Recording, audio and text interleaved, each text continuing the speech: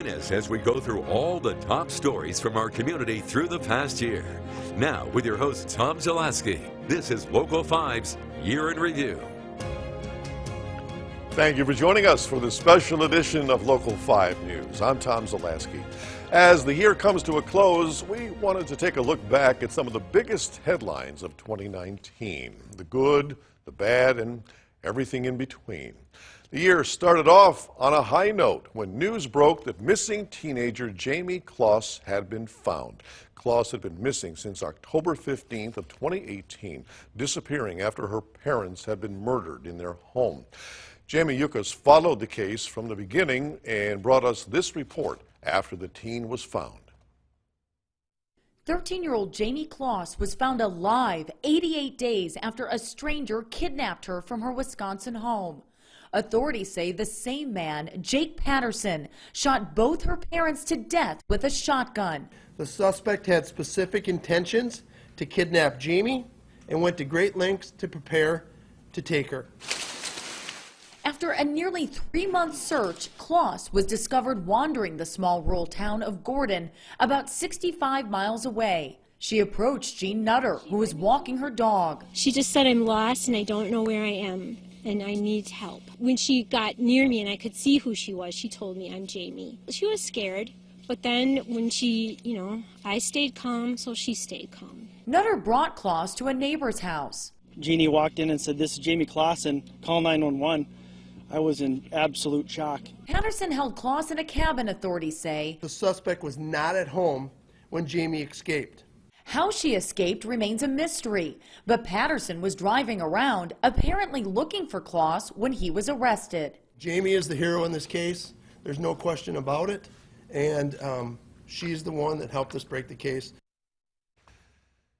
And in March, then 21-year-old Jake Patterson pleaded guilty to 2 counts of intentional homicide and 1 count of kidnapping. He was sentenced in May, which is when he learned he would never be leaving prison.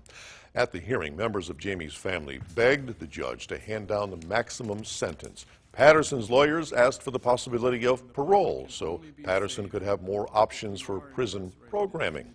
In the end, the judge sided with the victim, sentencing Patterson to life in prison without the possibility of parole.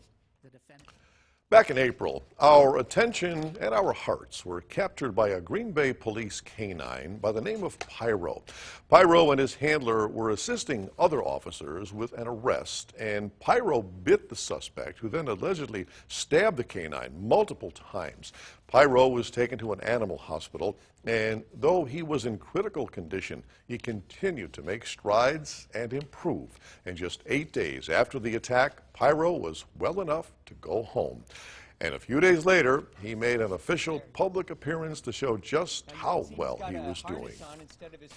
This dog was injured on April 7th, and because he's such a remarkable little dog, and because he's had such great medical care, and because the officers on the scene took such good care of him, he's back already. And I think a lot of prayers were answered in the city of Green Bay and across the country for our dog Pyro.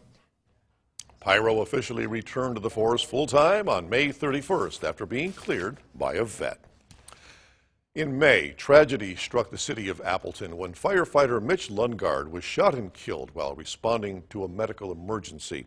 Witnesses say the scene started calmly but eventually turned chaotic.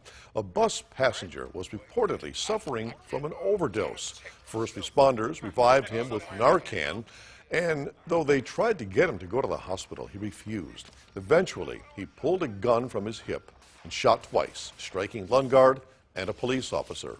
Lundgaard later died from his injuries. Firefighters are the healers. Firefighters go to work every day, putting their lives on the line, taking care of people. This isn't expected of them, and so that makes it even more tragic. Lundgaard left behind a wife and 3 sons. After his death, multiple fundraisers were held in Mitch's honor, with the proceeds going to benefit his family. And more tragedy fell in northeast Wisconsin after Missouri authorities confirmed human remains found on a farm belonged to Shawano County brothers Nick and Justin Diemel. The 2 had been reported missing back in July after they failed to return home from a business trip. Police say Missouri cattle farmer Garland Nelson allegedly shot and killed the Deanel brothers before burning their bodies and dumping them on a manure pile on his property. Nick and Justin had gone to Nelson's farm to collect a $250,000 debt. Nelson faces multiple charges in connection with this case. He is scheduled to appear in court on January the 9th. And the Packers faced their own grief back in May after legendary quarterback Bart Starr passed away. He was, of course, the Packers' main man for 16 years, winning 5 championships, including the first 2 Super Bowls. But it was his work off the field that cemented his place in the hearts of fans. He and his wife were co-founders of the nonprofit Rawhide Boys Ranch, which is dedicated to serving at-risk youth. He's such a huge part of Green Bay, and everyone, that's why the stands didn't empty out at halftime, because they were here to pay a tribute to Bart. Starr had been in failing health since suffering a stroke in 2014. He was 85 years old. The phrase, "the weather outside is frightful," was almost painfully accurate for Wisconsinites this year. From floods to tornadoes and all the snow, it was a year Mother Nature reminded us who's boss. That's still ahead.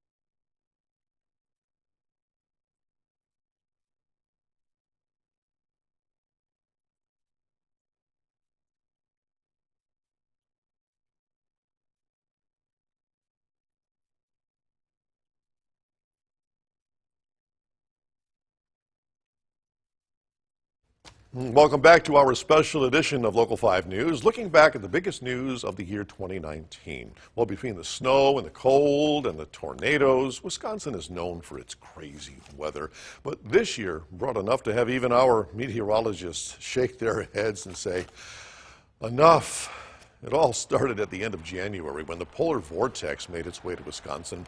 Between January 29th and the 31st, northeast Wisconsin did not see a temperature above 0 degrees.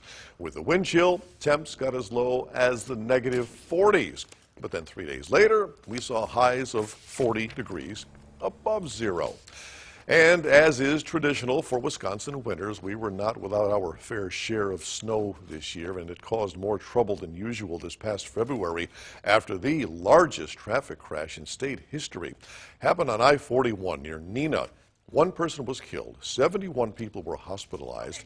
In total, 119 vehicles were involved in this crash, ranging from cars to semis to everything in between. Local 5 spoke with one woman involved in that crash who recounted the scary aftermath. I hit my head, like we were both just all over the car. But I just remember like sitting there still thinking like, what's more to come? How many more times are we going to get hit? But that was, the semi kind of blocked the incoming cars. Investigators say icy roads and whiteout conditions were to blame for that crash. Well, summer is always a great time in Wisconsin. The winter snow is melted away, the sun shines, the air gets nice and warm, but with summer comes a higher risk for severe storms. In July, severe weather moved quickly and harshly across the area. 12 tornadoes touched down within 24 hours in the state, 5 of those in our area. The winds caused plenty of damage and trees fell across roads and power lines. Blown over, sheared off halfway up. We've had trees blown over, ripped out of the ground by the roots, falling on buildings, falling on vehicles, blocking people's driveways so they can't exit. In all, more than 100,000 people lost power due to the storm. Well, 2019 saw some big headlines and even bigger entertainment acts come to Northeast Wisconsin. From a living legend to an iconic Broadway show. We'll have more on the entertainment coming up next.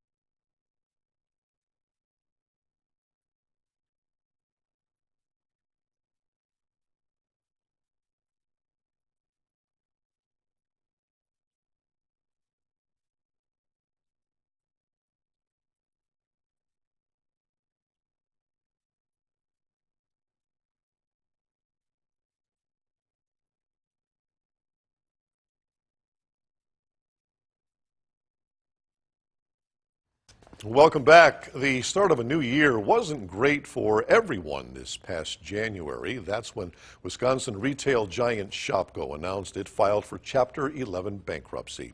In the months that followed, dozens of Shopko stores closed their doors for good, including the original location in Ashwaubenon. Then in June, more than 700 current and former workers signed a letter seeking severance payments. And a longtime Appleton staple began 2019 by announcing they'd be closing their doors for good. Gabriel Furniture had been in business for some 90 years, but owners Joe and Ruby Wells decided 2019 was a good year to retire. The two bought that business back in 1988, but at the end of 2018, a developer showed serious interest in buying the building, which is situated at the corner of College Avenue and Morrison Street. After the announcement, Ruby Wells talked to Local 5 about how she felt about the future. Well, we're really excited for retirement, but it is bittersweet because we're going to miss the people we work with and all of the customers who have become friends. That's the hard part about it, but it was the right time. Gabriel closed for good in the spring. The building is now being renovated for a commercial and residential space. Well, June saw a living legend make his way to Titletown, an event that fans had waited months and months for. For the first time in his career, music icon Sir Paul McCartney took the stage at Lambeau Field. Hello, Lambeau. Okay, so I'm getting the feeling we're going to have a bit of a good time here tonight. It's been a hard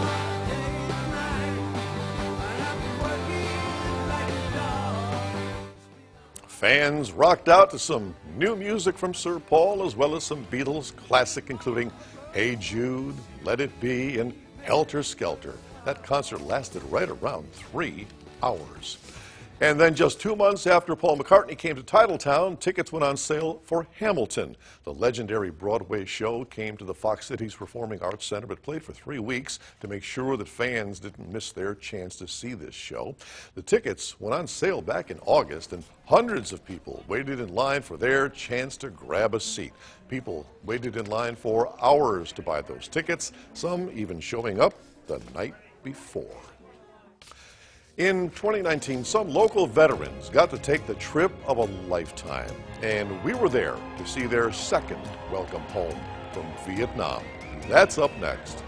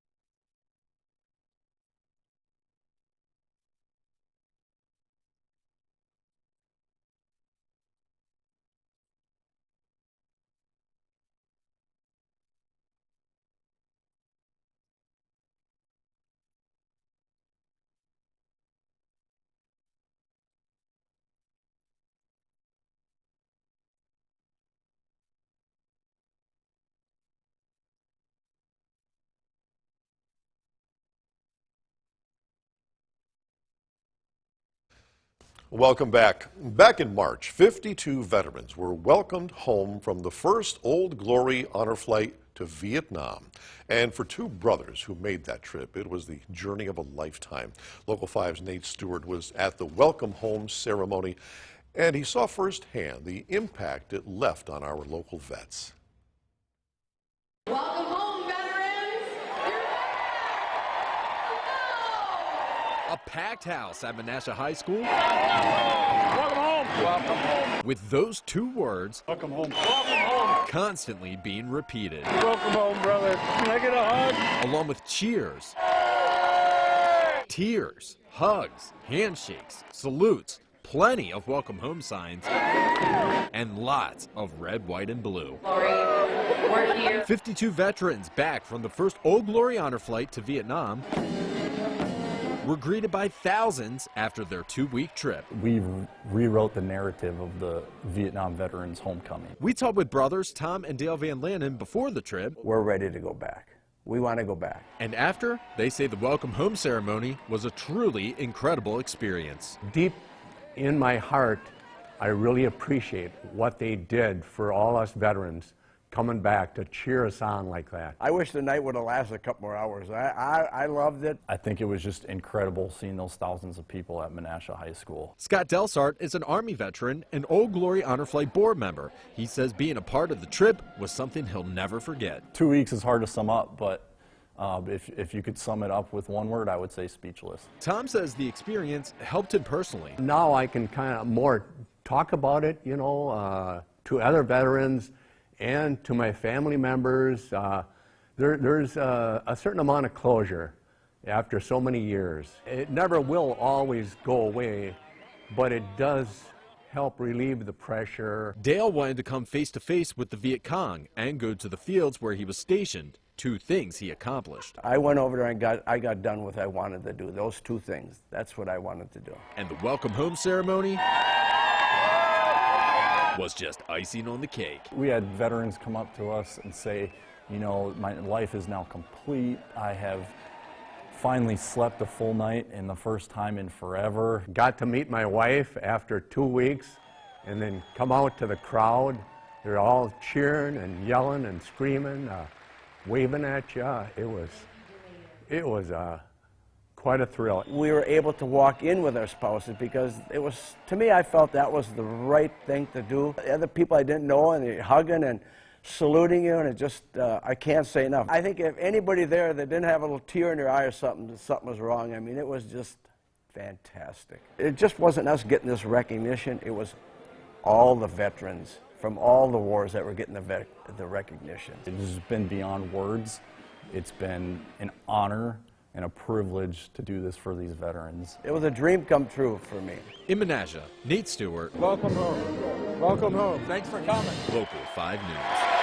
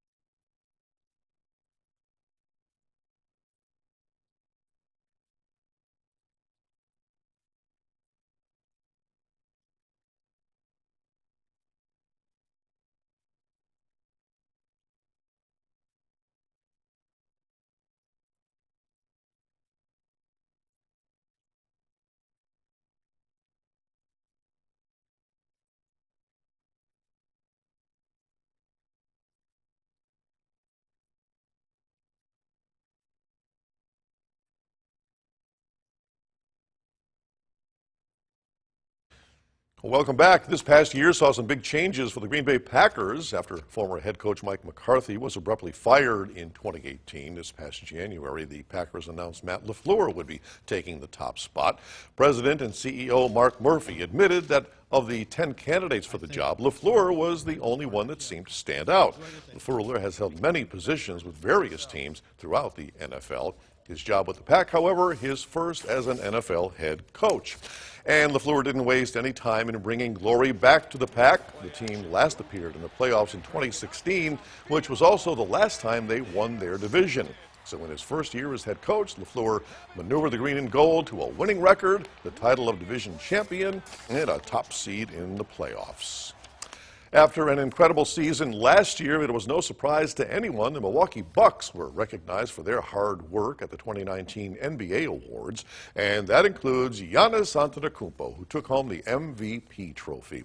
He's only the second Bucks player in history to win that award, but he's also the third youngest to win it in the past 40 years.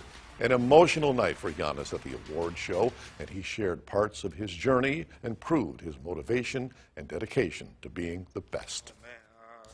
2 years ago, I had the goal in my head that I'm going to be the best player in the league. Yeah, I'm going to do whatever it takes to help my team win, and I'm going to win the MVP.